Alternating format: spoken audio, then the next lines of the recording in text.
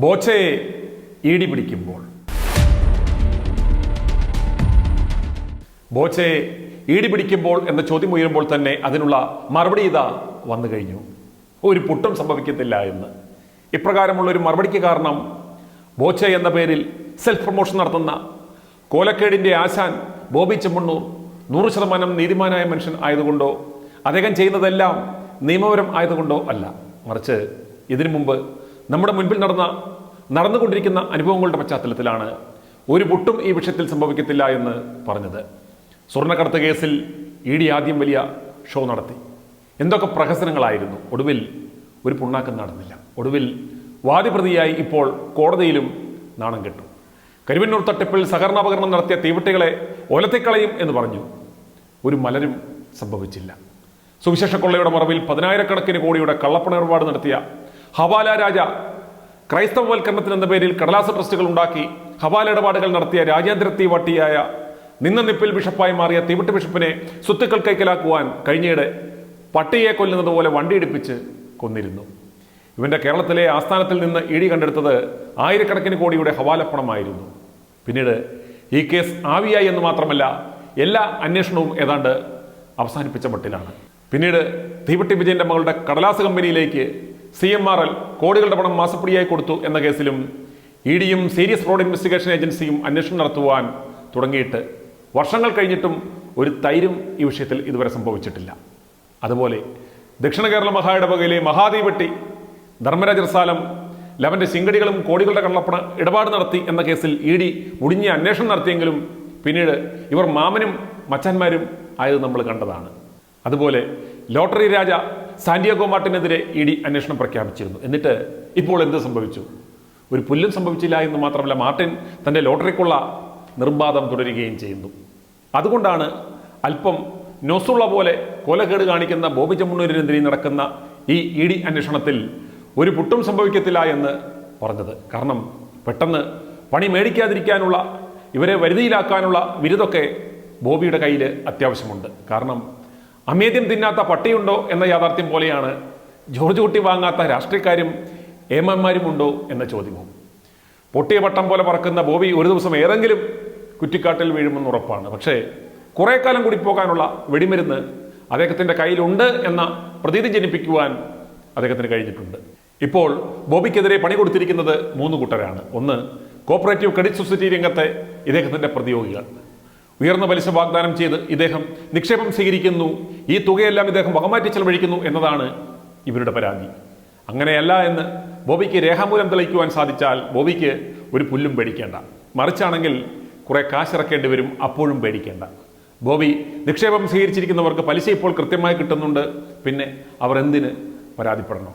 2, സംസ്ഥാനത്തെ ലോട്ടറി വിൽപ്പനയെ സാരമായി ബാധിക്കുന്നതിനാൽ ബോച്ചേറ്റി നറുക്കെടുപ്പ് നിർത്തലാക്കണം, ലോട്ടറി റെഗുലേഷൻ നിയമപ്രകാരം നടപടി സ്വീകരിക്കണമെന്നാവശ്യപ്പെട്ട് സംസ്ഥാന ഭാഗ്യക്കുറി ഡയറക്ടർ സംസ്ഥാന പോലീസ് മേധാവിക്ക് നൽകിയ പരാതിയിൽ കേസന്വേഷണം ഇപ്പോൾ നടക്കുന്നുണ്ട്.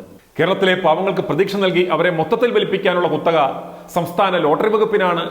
ലോട്ടറി കച്ചവടം പൂട്ടിയാൽ ഖജനാവിൽ പട്ടുകേറി പ്രസവവാടാക്കും എന്നൊക്കെ കാണിച്ചാണ് ലോട്ടറി ഡയറക്ടറുടെ പരാതി. സെയിൽസ് പ്രൊമോഷന്റെ ഭാഗമായി ആണുങ്ങൾ അങ്ങനെ പല പരിപാടികളും നടത്തും.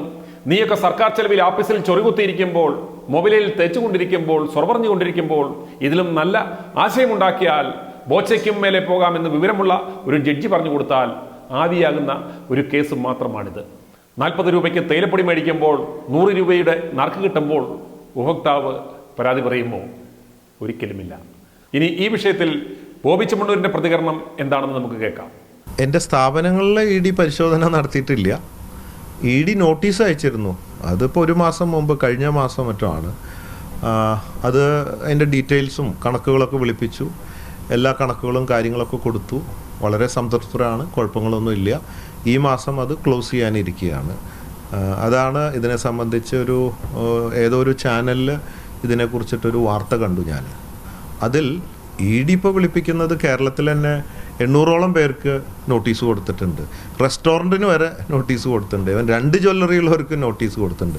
അതിപ്പോൾ ഒരു സർവ്വസാധാരണം പോലെയാണ് ഇഡി എന്നുള്ളത് കൊടുക്കുന്നുണ്ട്. അപ്പോൾ കണക്ക് കാണിച്ച് ജെന്യൂനായിട്ടുള്ള കേസുകളൊക്കെ അവർ ക്ലോസ് ചെയ്ത് വിടുന്നുണ്ട്. കള്ളപ്പണം പ്രശ്നങ്ങളുള്ളവരെ അവർ പിടിക്കുന്നുണ്ട്.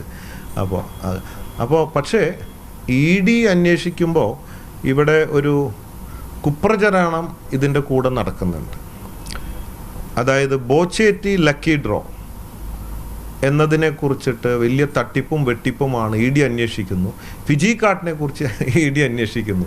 ഇ ഡിക്ക് എന്താ ഫിജി കാർട്ടും അല്ലെങ്കിൽ മസാല കച്ചവടവും ചായ കച്ചവടവും ഒന്നും അന്വേഷിക്കുന്ന പരിപാടിയല്ല. ഇ ഡി അന്വേഷിക്കുന്നത് കള്ളപ്പണമുണ്ടോ എന്നൊക്കെയാണ് അന്വേഷിക്കുന്നത്. നമ്മളെ സംബന്ധിച്ച് എല്ലാ റിപ്പോർട്ടും കൊടുത്ത് ക്ലിയറാണ്. പക്ഷേ ഒരു ചാനൽ ഇതിൻ്റെ മറവിൽ ഇ ഡി എന്ന് പറഞ്ഞുകൊണ്ട് അതിൻ്റെ കൂടെ ഫിജി കാർട്ടും ബോച്ചേറ്റി ലക്കി ഡ്രോയും ചേർത്ത് വെച്ച് കുപ്രചരണം നടത്തിക്കൊണ്ടിരിക്കുന്നുണ്ട്. അതിൻ്റെ കാരണം വേറെയാണ്, അത് ഇവിടെ പറയേണ്ട കാര്യമല്ല. വ്യക്തിപരമായിട്ട് മുമ്പുള്ള ഒരു സംഭവമാണ് അതിൻ്റെ ബാക്കിലുള്ളത്.